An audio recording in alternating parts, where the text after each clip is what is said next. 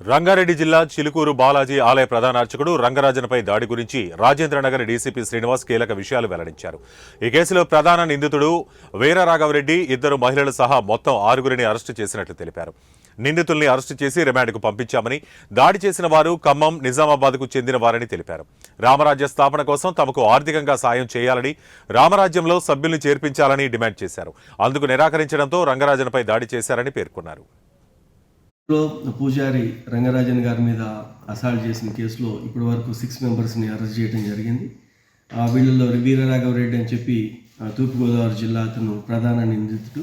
అతనే రామరాజ్యం అనే organisation 2022లో float చేయటం, ఆర్మీని రిక్రూట్ చేసుకోవాలి, వైలెంట్ గ్రూప్గానే ఉంటేనే ఈ రామరాజ్యం సాధ్యమవుతుందని అతను చెప్పటం, వీటన్నిటినీ సోషల్ మీడియాలో ప్రచారం చేసుకుంటూ కొన్ని చోట్ల కొన్ని ప్రోగ్రామ్స్ కూడా ఆర్గనైజ్ చేసినట్టు తెలిసింది.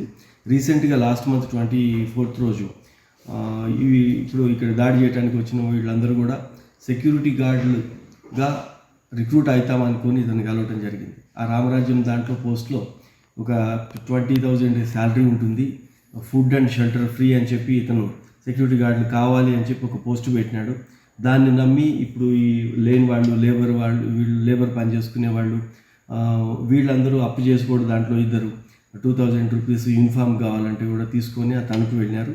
వీళ్ళందరినీ పెట్టుకొని ఆ టెంపుల్స్ దగ్గర తిరిగాడు ఇతను. కోటప్పకొండ, తర్వాత విజయవాడది, అరసవెల్లి, ఈ కొన్ని టెంపుల్స్కి తిరిగి అక్కడ అన్నదానంలోనే వీళ్ళకి భోజనాలు పెట్టించడం, వీళ్ళ దగ్గర ఉన్న మనీతోనే వీళ్ళకి యూనిఫామ్ కుట్టించి 6th రోజు యూనిఫామ్స్ వచ్చాయి.